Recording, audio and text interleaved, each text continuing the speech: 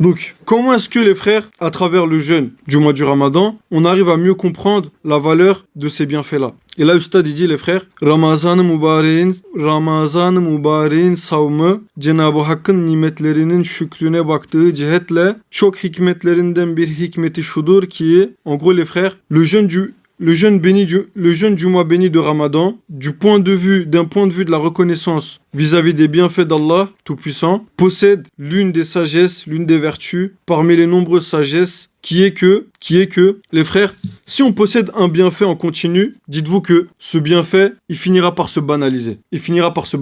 Ça veut dire quoi? Imaginez les frères, moi, ou imaginez Fouad, le frère Fouad, auprès d'une cascade. Si quelqu'un, il part voir Fouad, qui est juste à côté d'une cascade, qui coule à flot, et il essaye de lui vendre une bouteille d'eau d'1 litre. Est-ce que il va réussir à lui vendre cette bouteille, sachant que voilà, Fouad, il est déjà à la source même de l'eau, en fait. Il est à côté d'une cascade, en fait. La personne, tu vois, Fouad, il va même pas calculer la personne qui va vouloir lui vendre cette bouteille d'eau, parce que pour lui, c'est l'eau, voilà, ça coule à flot. L'eau coule à flot. Mais dites-vous, les frères, voilà, si Fouad, il est au milieu d'un désert, et que la personne, elle vient voir Fouad au milieu du désert, alors qu'il a grave soif, et il n'y a pas d'eau à disposition, et qui lui dit, ouais, Fouad, t'es sûr tu veux pas ma bouteille d'eau d'1 litre? Là, Fouad, il va dire quoi? Fouad, il va dire, gros, je te donne tout mon argent. Là, si je bois pas d'eau, je vais mourir. Donc, vends-moi ta bouteille d'eau, tu vois. Là, c'est quoi qui change, en fait? C'est que, en vrai, les frères, c'est à travers la deuxième exemple qu'on comprend la vraie valeur de l'eau, par exemple, de l'eau. La personne qui est auprès de la cascade, tu vois, Fouad, quand il est auprès de la cascade, il a autant besoin d'eau pour vivre, en vrai, que lorsqu'il est dans le désert. Mais juste que quand tu es auprès de la cascade, en fait, tu t'en rends pas compte de la valeur, en fait, de l'eau, de ce bienfait-là, sur le moment. Tu t'en rends pas compte, en fait. Ça veut dire pour nous, par exemple, nous qui avons accès à l'eau tous les jours, vu que pour nous, ça s'est banalisé, dès qu'on a soif, on boit de l'eau, on a l'habitude, en fait, à force que ça soit répétitif et que ce soit très facile d'accès, on oublie, en fait, la vraie valeur de ce bienfait, en fait, la vraie valeur de l'eau. Et ça, pour nous, ça se banalise, en fait. Je sais pas si vous voyez ce que je veux dire. Et justement, voilà, le jeûne, les frères, du mois du Ramadan, là, on est en plein du mois du Ramadan. Donc, le but, c'est essayer de réfléchir, les frères. Est-ce que Allah, il veut qu'on arrête de boire et de manger juste pour le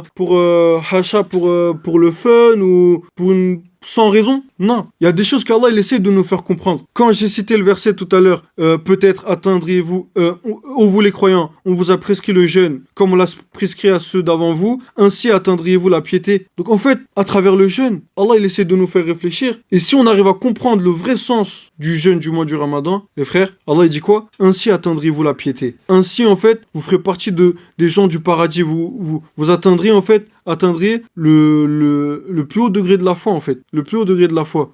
Et justement, voilà, le jeûne, les frères, c'est quoi? Ça interdit à l'être humain, nous tous, pendant le mois du Ramadan, Allah, il nous interdit, alors qu'on a accès à l'eau tous les jours, il nous interdit, en fait, de boire de l'eau, de s'abreuver, pour que, justement, on médite, en fait, à quel point on a besoin de l'eau, à quel point l'eau, c'est un bienfait d'une valeur, en fait, inestimable, en fait. Inestimable. Automatiquement, les frères, quand on va connaître la vraie valeur des bienfaits, la vraie valeur de ce qu'Allah nous donne, automatiquement, les frères, ça va nous pousser à être encore plus reconnaissants.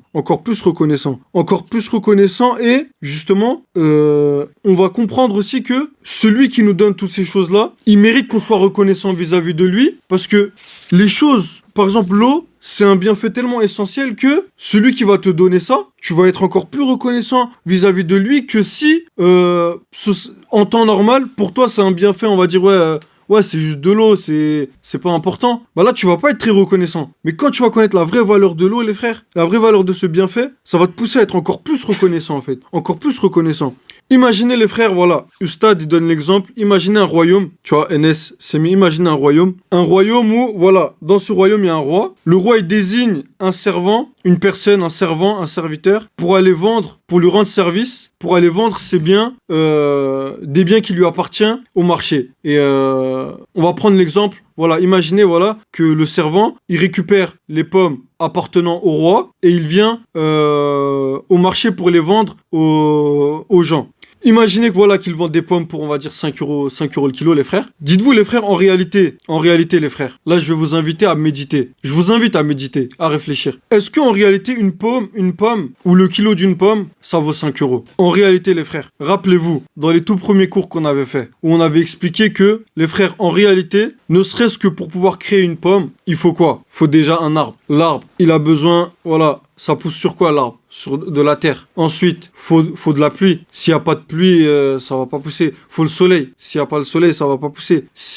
Ensuite, faut du vent, faut de l'oxygène. Il faut quoi? Tout ça, ça fait partie de quoi? Ça fait partie de la planète. Donc il faut la planète en elle-même. Il faut que cette planète en elle-même, elle continue de tourner en permanence. Parce que vous savez que la Terre tourne en permanence. Faut qu'elle tourne en respectant, voilà, sa trajectoire dans la galaxie elle-même. Il faut que, voilà, le soleil lui-même tourne aussi dans sa trajectoire. Donc, en réalité, les frères, ne serait-ce que pour créer une pomme, par déduction, on en arrive au fait que celui qui est capable de créer une pomme, il doit être capable de créer l'univers entier. Parce que pour une simple pomme, il faut que tout l'univers fonctionne. Parce que si le soleil s'arrête, il n'y aura pas la pomme. Si la Terre, planète Terre, elle s'arrête, il n'y aura pas la pomme. Si il arrête de pleuvoir, il n'y aura pas la pomme. Etc., etc.